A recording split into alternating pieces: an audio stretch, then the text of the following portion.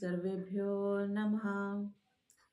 श्रीमद् वाल्मीकि रामायण के बालकांड के पंचविंश सर्ग को प्रारंभ कर रहे हैं। श्री राम के पूछने पर विश्वामित्र जी का उनसे ताटका की उत्पत्ति, विवाह एवं शाप आदि का प्रसंग सुनाकर उन्हें ताटका वध के लिए प्रेरित करना। अथ तस्या प्रमेयस्य मुनेर्वचनम् उत्तमम् श्रुत्वा पुरुष शार्दूलः प्रत्युवाच शुभां गिरम्। अपरिमित प्रभावशाली विश्वामित्र मुनि का यह उत्तम वचन सुनकर पुरुष सिंह श्री राम ने यह शुभ बात कही। अल्पवीर्या यदा यक्षी श्रूयते मुनिपुंगव कथम नाग सहस्रस्य धारयत्य बलाबलम्। मुनि श्रेष्ठ, जब वह यक्षिणी एक अबला सुनी जाती है तब तो उसकी शक्ति थोड़ी ही होनी चाहिए, फिर वह 1000 हाथियों का बल कैसे धारण करती है। इति उक्तं वचनं श्रुत्वा राघवस्यामितौजसः हर्ष्यन् सलक्षणया वाचा सलक्षणम् अरिन्दमम्। विश्वामित्रो अब्रवीद्वाक्यं शृणुयेन बलोत्कटा वरदानकृतं वीर्यं धारयत्य बलाबलम्। अमित तेजस्वी श्री रघुनाथ के कहे हुए इस वचन को सुनकर विश्वामित्र जी अपनी मधुर वाणी द्वारा लक्ष्मण सहित शत्रु दमन श्री राम को हर्ष प्रदान करते हुए बोले, रघुनंदन, जिस कारण से ताटका अधिक बलशालिनी हो गई है वह बताता हूँ, सुनो। उसमें वरदान जनित बल का उदय हुआ है, अतः वह अबला होकर भी बल धारण करती है, सबला हो गई है। पूर्वमासीन महायक्षः सुकेतुर्नाम वीर्यवान् अन्पत्यः शुभाचारः स च तेपे महत्तपः। पूर्व काल की बात है, सुकेतु नाम से प्रसिद्ध एक महान यक्ष थे। वे बड़े पराक्रमी और सदाचारी थे, परंतु उन्हें कोई संतान नहीं थी, इसलिए उन्होंने बड़ी भारी तपस्या की। पितामहस्तु सुप्रीतस्य यक्षपेतेस्तदा कन्यारत्नं ददौ राम ताटका नामतः। श्री राम यक्षराज सुकेतु की उस तपस्या से ब्रह्मा जी को बड़ी प्रसन्नता हुई।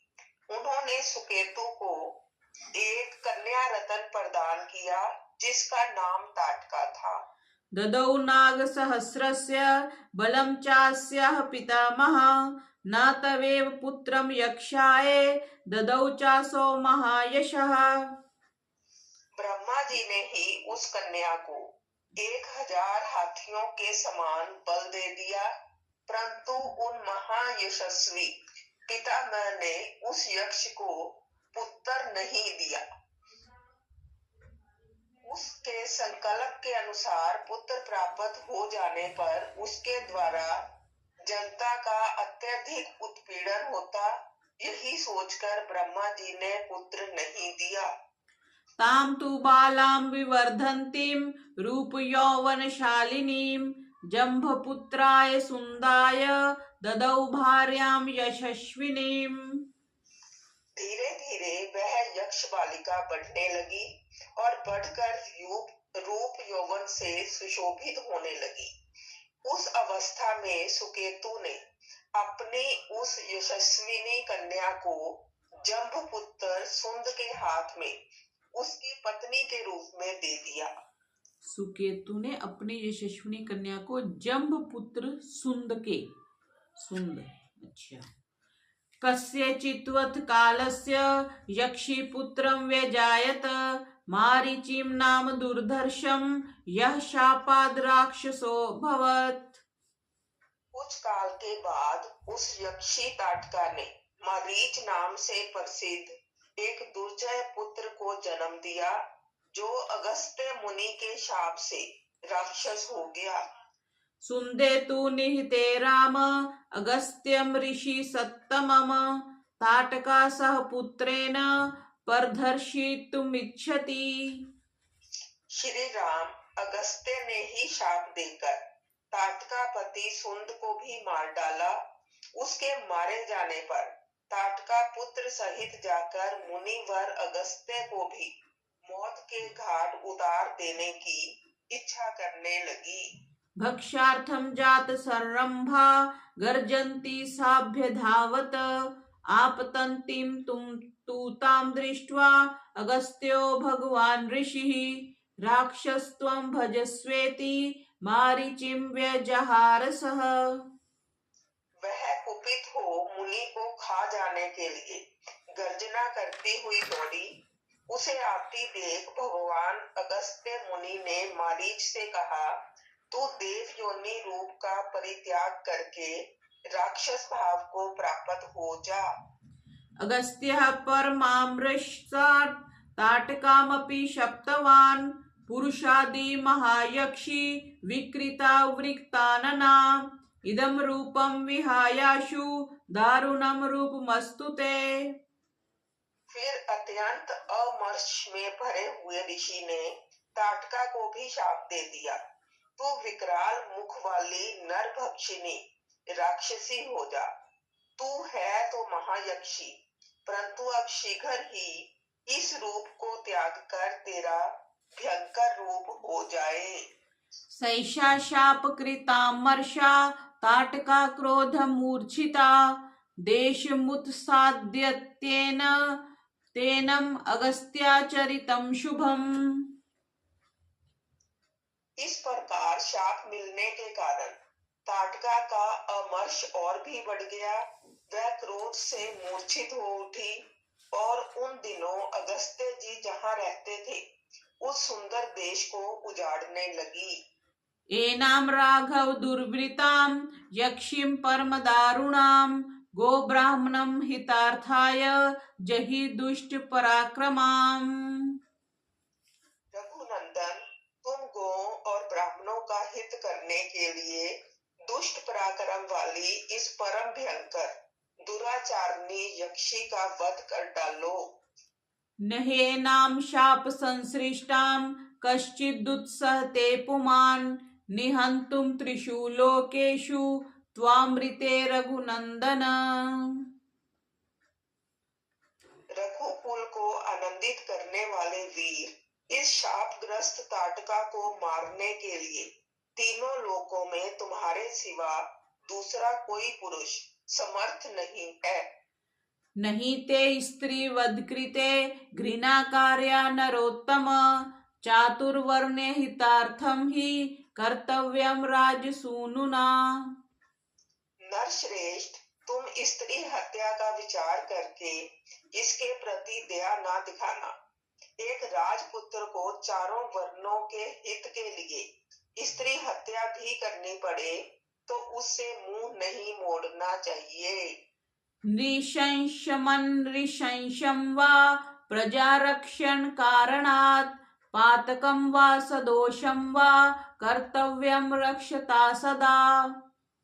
प्रजापालक नरेश को प्रजाजनों की रक्षा के लिए क्रूरता पूर्ण या क्रूरता रहित, पातक युक्त अथवा सदोष कर्म भी करना पड़े तो कर लेना चाहिए।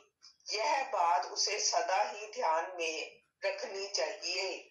राज्य भार नियुक्तानाम एषा धर्मः सनातनः अधर्म्यां जहि काकुतस्थ धर्मो ह्यस्यां न विद्यते।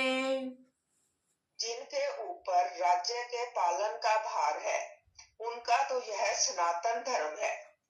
ककुस्थ कुल नंदन ताटका महापापिनी है, उसमें धर्म का लेश मात्र भी नहीं है, अतः उसे मार डालो। श्रूयते हि पुरा शक्रो विरोचन सुतां नृप पृथ्वीं हन्तुमिच्छन्तीं मंथरामभयसूदयत्।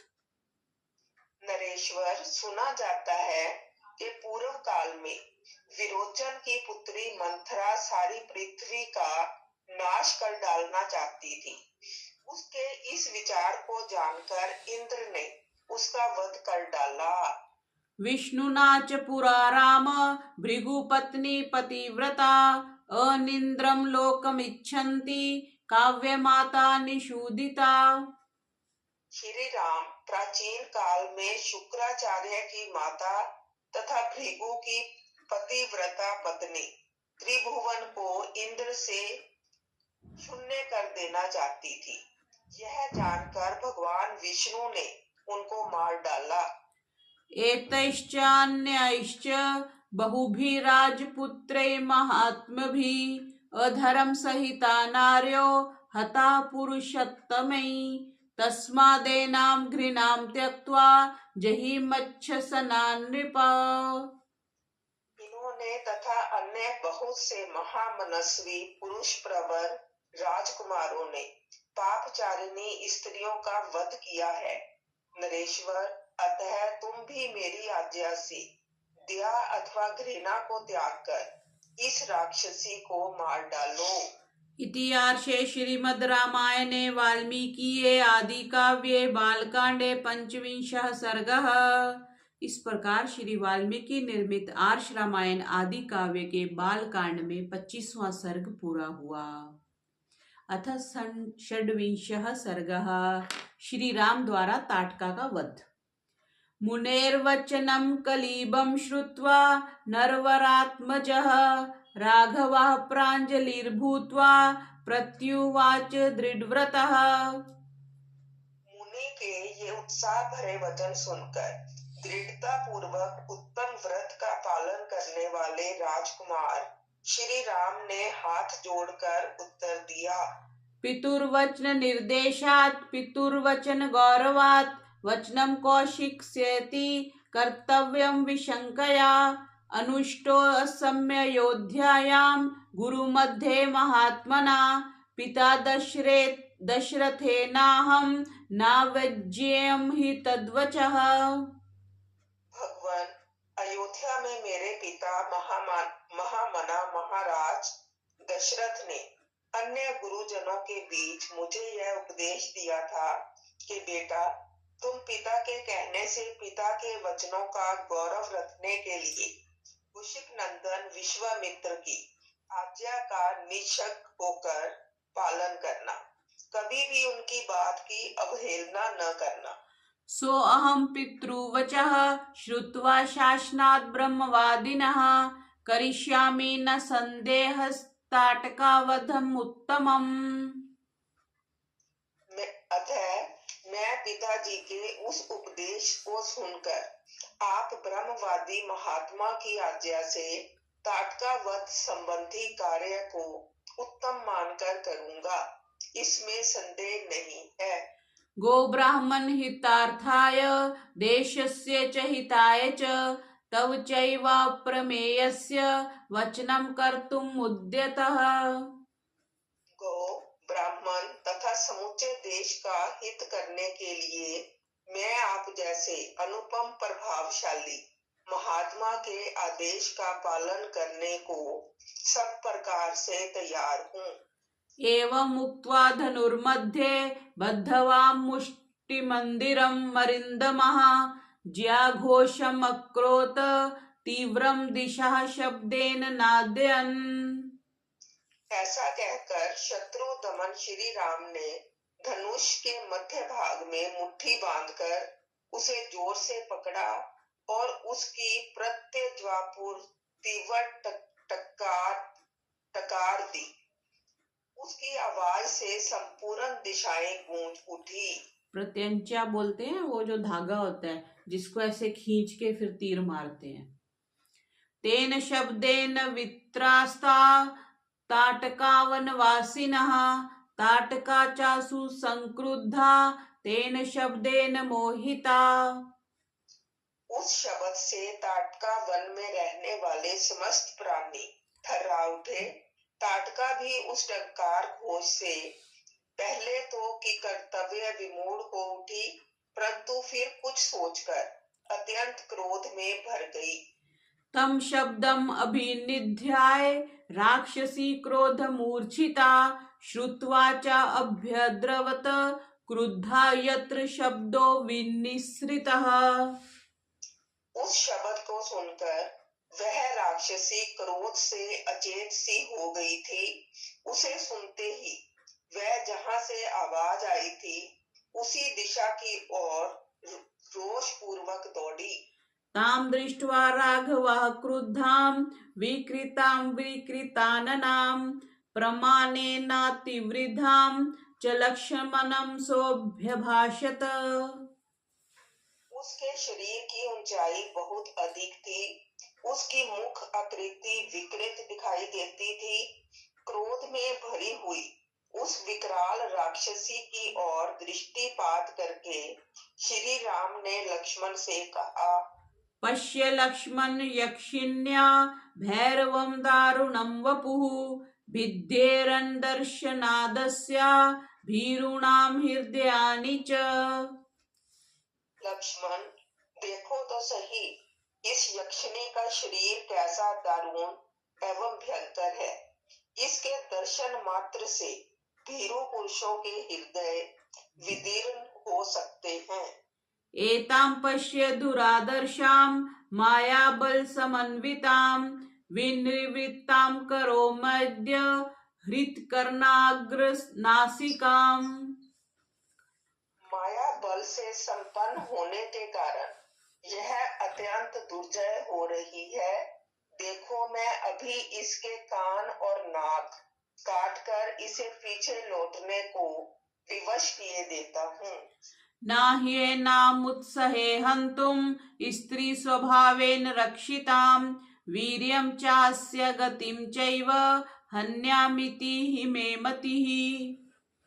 यह अपने स्त्री स्वभाव के कारण रक्षित है, अतः मुझे इसे मारने में उत्साह नहीं है।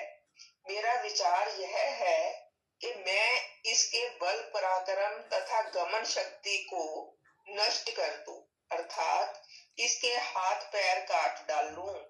एवं ब्रुवाणे रामे तु ताटका क्रोध मूर्छिता उद्यम्य बाहुं गर्जन्ती राममेवाभ्यधावत। श्री राम इस प्रकार कह ही रहे थे कि क्रोध से अचेत हुई ताटका वहां आ पहुंची और एक बाण उठाकर गर्जना करती हुई उन्हीं की ओर झपटी। विश्वामित्रस्तु ब्रह्मऋषिं हुंकारेणाभिभर्त्स्य तां स्वस्ति राघवयोरस्तु जयं चैवभ्यभाषत। यह देख ब्रह्म ऋषि विश्वामित्र ने अपने हुंकार के द्वारा उसे डांटकर कहा, रघुकुल के इन दोनों राजकुमारों का कल्याण हो, इनकी विजय हो। उद्धुन्वाना रजो घोरं ताटका राघवावुभौ रजो मेघेन महता मुहूर्तुं साव्यमोहयत्। तब ताटका ने उन दोनों रघुवंशी वीरों पर भयंकर धूल उड़ाना आरंभ कर दिया।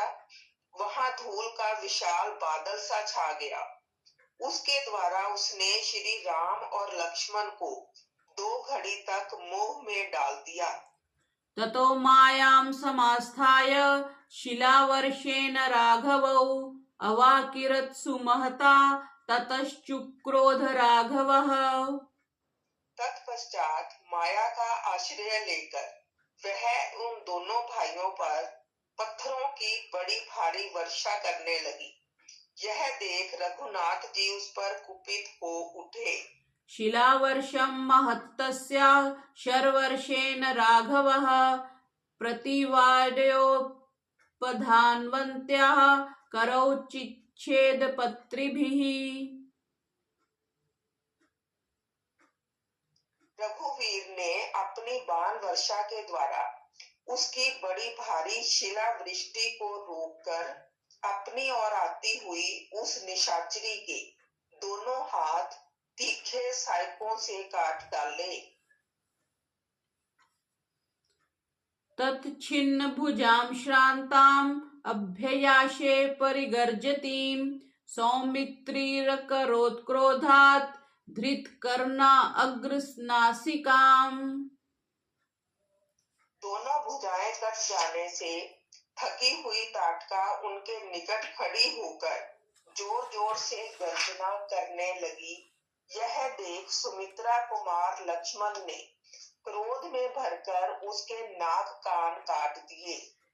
काम रूप धरा सातु कृत्वा रूपान्यनेकशः अंतर्धानं गता यक्षी मोहयन्ती स्वमायया।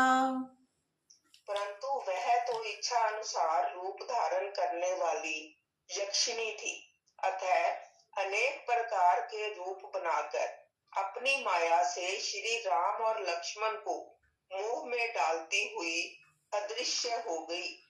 अश्मवर्षं विमुञ्चन्ति भैरवं विचचार सा ततस्तावश्मवर्षेण कीर्यमाणौ समन्ततः दृष्ट्वा गाधिसुता श्रीमानिदं वचनमब्रवीत् अलं ते घृणया राम पापैषा दुष्टचारिणी यज्ञविघ्नकरी यक्षी पुरा वर्धेत मायया बध्यतां तावदेवैषा पुरा संध्या प्रवर्तते रक्षांसि संध्या काले तु दुर्दर्शानि भवन्ति ही। अब वह पत्थरों की भयंकर वर्षा करती हुई आकाश में विचरने लगी। श्री राम और लक्ष्मण पर चारों ओर से प्रस्त्रों की वृष्टि होती देख तेजस्वी गाधी नंदन विश्वामित्र ने इस प्रकार कहा, श्री राम, जिसके ऊपर तुम्हारा दया करना व्यर्थ है, यह बड़ी पापिनी और दुराचारिणी है, सदा यज्ञों में विघ्न डाला करती है। यह अपनी माया से पुनः प्रबल हो उठे इसके पहले ही इसे मार डालो। अभी संध्या काल आना चाहता है, इसके पहले ही यह कार्य हो जाना चाहिए, क्योंकि संध्या के समय राक्षस दुर्जय हो जाते हैं। इति युक्ता सा तूतां यक्षिम् अश्ववृष्ट्याभिवर्षिणीं दर्शयन् शब्दवेधित्वं ताम्रुरोध ससायिकैः। विश्वामित्र जी के ऐसा कहने पर श्री राम ने शब्द वेदी बाण चलाने की शक्ति का परिचय देते हुए बाण मारकर प्रस्त्रों की वर्षा करने वाली उस यक्षिणी को सब ओर से अवरुद्ध कर दिया। सारुद्धा बाणजालेन मायाबल समन्विता अभिदुद्राव काकुत्स्थं लक्ष्मणं च विनेदुषी तामापतन्तीं वेगेन विक्रान्तामशनीमिव शरेणोरसि विव्याध सापपातममार च। उनके बाण समूह से घिर जाने पर माया बल से युक्त वह यक्षिणी जोर जोर से गर्जना करती हुई श्री राम और लक्ष्मण के ऊपर टूट पड़ी। उसे चलाए हुए इंद्र के वज्र की भांति वेग से आती देख श्री राम ने एक बाण मारकर उसकी छाती चीर डाली। तब ताटका पृथ्वी पर गिरी और मर गई। तां हतां भीम संकाशां दृष्ट्वा सुरपतिस्तदा साधु साधिविति काकुत्स्थं सुराश्चाप्यभिपूजयन्। उस भयंकर राक्षसी को मारी गई देख देवराज इंद्र तथा देवताओं ने श्री राम को साधुवाद देते हुए उनकी सराहना की। उवाच परम प्रीतः सहस्राक्षः पुरंदरः सुराश्च सर्वे संहृष्टा विश्वामित्रमथाब्रुवन्। उस समय सहस्त्र लोचन इंद्र तथा समस्त देवताओं ने अत्यंत प्रसन्न एवं हर्ष उत्फुल्ल होकर विश्वामित्र जी से कहा, मुने कौशिक भद्रं ते सेन्द्राः सर्वे मरुद्गणाः तोषिताः कर्मणानेन स्नेहं दर्शय राघवे। मुने, कुशिक नंदन आपका कल्याण हो। आपने इस कार्य से इंद्र सहित संपूर्ण देवताओं को संतुष्ट किया है। अब रघुकुल तिलक श्री राम पर आप अपना स्नेह प्रकट कीजिए। प्रजापतेः कृशाश्वस्य पुत्रान् सत्य पराक्रमान् तपोबलभृतो ब्राह्मण राघवाय निवेदय।